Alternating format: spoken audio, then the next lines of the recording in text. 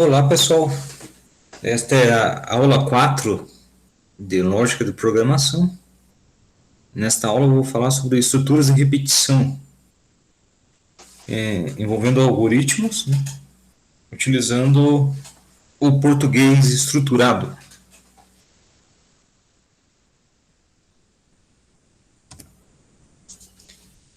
Então, estruturas de repetição, elas são utilizadas quando desejamos executar um comando ou uma lista de comandos uma ou mais vezes, segundo uma determinada condição.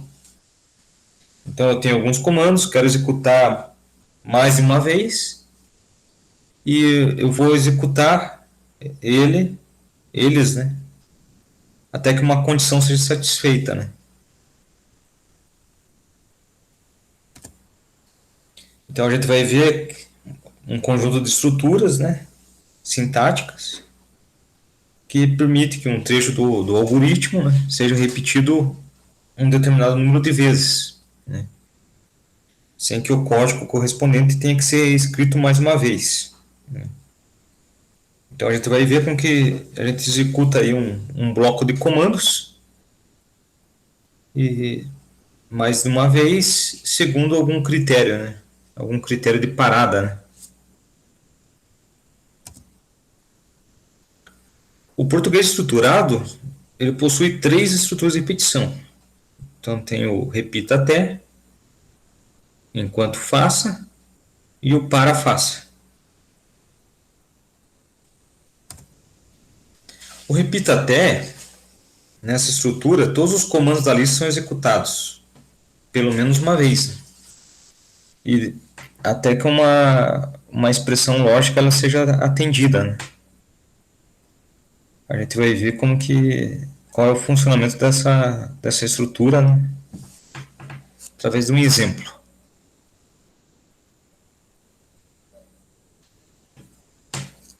Então aqui segue a sintaxe, né, a forma geral da estrutura de repetição. Eu tenho repita a lista de comandos até que a expressão lógica seja satisfeita. Como primeiro exemplo aqui, a gente tem um algoritmo mostrar os números de 1 a 100. Aqui temos o contador, i, do tipo inteiro. Então, i recebe 1. A estrutura repita. Aqui estamos escrevendo o valor do contador i, que começou com 1. Como ele vai de 1 em 1, então ele precisa de um incremento, né? I recebe i mais 1. Essa variável vai receber o valor que ela tem, que inicialmente é 1, mais 1. Até que o i seja maior que 10. Então essa é a condição de parada, né? A hora que o i for maior que 10, ele para de repetir os comandos que está dentro da estrutura repita até.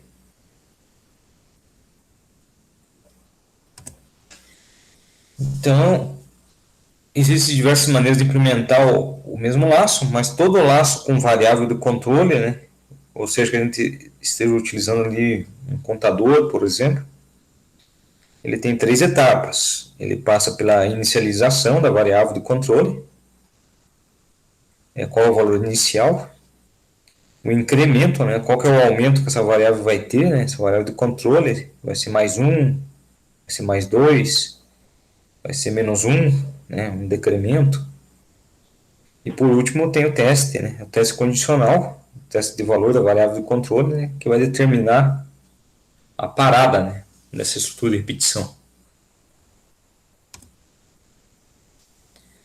Então aqui temos mais um exemplo mostrando o repita até, mostrar os números pares de 10 a 2. Então temos uma variável i do tipo inteiro. O i começa em 10 porque é o valor inicial dele. Temos a estrutura repita, escrevo o valor de i, e o i recebe i menos 2, né? Então começa em 10, eu quero mostrar o próximo par, só que aqui é decrescente, né? O próximo par antes do 10 é o 8. Então tem que decrementar 2. O próximo depois do 8 é o 6, né? Assim por diante. Aqui vai repetir até que o i seja 0. Na hora que o contador for 0, ele para, né? Então, na hora que a condição é satisfeita, ele para a execução. Então, repare que fica bem claro aqui, a gente tem a inicialização, o i recebe 10, o incremento, né? I recebe i menos 2, e a condição de parada até que o i seja igual a 0. Então, uma atenção aqui, um cuidado fundamental, é certificar que a condição, né, condição de parada, ela aconteça, né, de fato, para que o algoritmo não entre num laço infinito, né.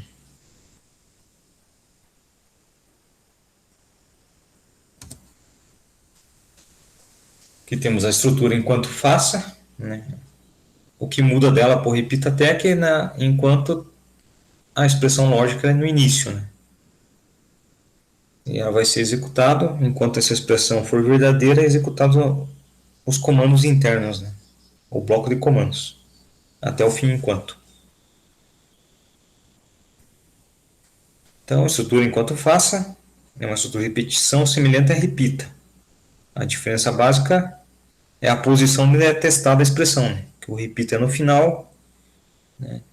E o enquanto a condição é analisada no início, né?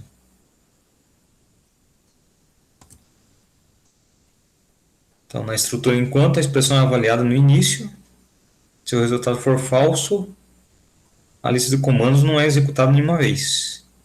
Então, essa é a diferença para o repita até, né? No repita até, a lista de comandos ela é executada pelo menos uma vez, né? Porque o teste condicional é no fim, né?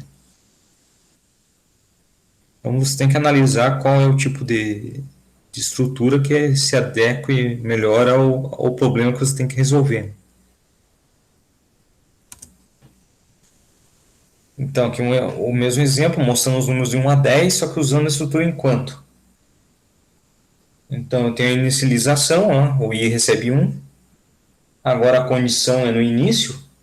Então, enquanto o i menor ou igual a 10, faça.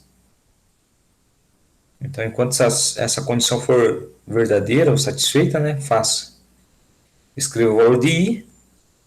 O i vai de 1 em 1, então o i recebe i mais 1. Esse é o incremento. Fim enquanto.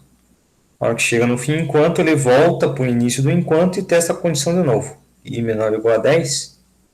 Se sim, entra no enquanto de novo. Escreve o valor de i, incrementa, chega no fim enquanto, retorna.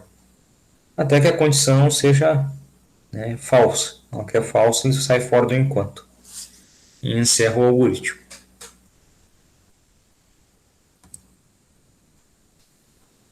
E por último aqui temos a estrutura para faça, que é uma estrutura de certa forma completa e que reduz o código, né, porque todas as definições, né, as etapas da estrutura de repetição são feitas no início, né. Então, para a variável de controle, de valor inicial até valor final, daí passa o incremento, caso o incremento seja maior que 1, faça. Daí uma lista de comandos e o fim para.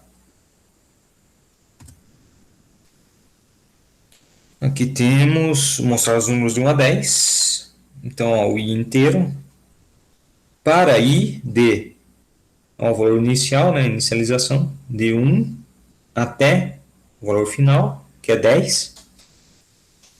Então, esse 10 a gente lê da seguinte forma: enquanto for menor ou igual a 10, essa estrutura para vai executar o que está dentro dela. Como o passo é de 1 em 1, então não preciso indicar o passo. Isso aí faz automático. Então faça, escreva aí. Uma coisa que faltou aqui é que não é fim enquanto, aqui é fim para. Fim para, daí ele faz o loop de novo, volta para o para, incrementa o contador, o i em 1 e testa. Verifica se ele é menor ou igual a 10 e continua executando. Então sempre que ele chega no fim para, ele volta, incrementa e testa. Se for verdadeiro, executa o que está dentro. O que for falso, cai fora. E encerra o algoritmo. Então, a estrutura para faça, a variável de controle é inicializada com o valor inicial, no início de cada iteração, né? Seu valor é comparado com o valor final. Se o valor da variável for menor ou igual ao valor final, a lista de comandos é executada. E após ser executado o último comando da lista, a variável de controle é incrementada, né? Ou seja, a hora que volta no início do para, a variável de controle é incrementada em mais um, ou de acordo com o passo, né? E depois é testado com o valor final, verificado se é menor ou igual ao valor final.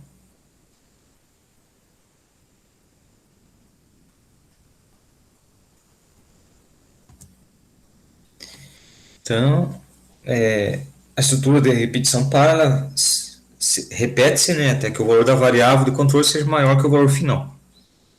Quando então é executado o comando imediatamente após a palavra fim para.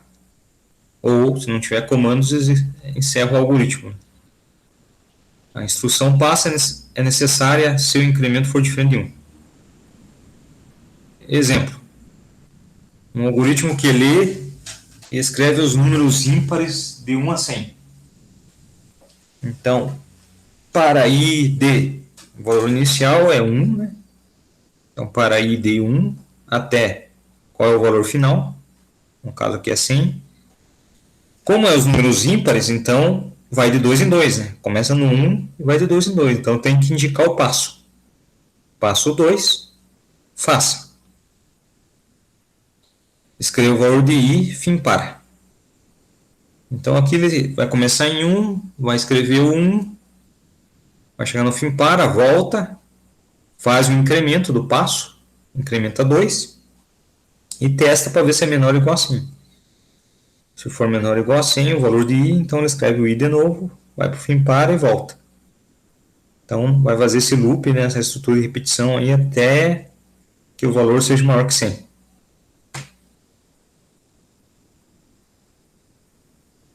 Então a estrutura para faça é uma estrutura de repetição mais completa que as anteriores, pois ela incorpora a inicialização, incremento e teste do valor final da variável de controle. É preferencialmente utilizado em situações em que sabe-se previamente o número de repetições a serem feitas. Esse número de repetições pode ser uma constante ou estar em uma variável. Então, bom, essa condição do uso da estrutura de repetição, né, ela depende, né, do problema que você está resolvendo e da situação, né? Então, dependendo de uma situação é melhor usar um, dependendo é melhor usar outro, né? Fica muito a critério. Então, assim eu encerro essa aula aqui sobre estrutura de repetição. Lembrando que qualquer dúvida pode ser enviado para o meu e-mail aí, né? Obrigado pela atenção de todos e até a próxima aula.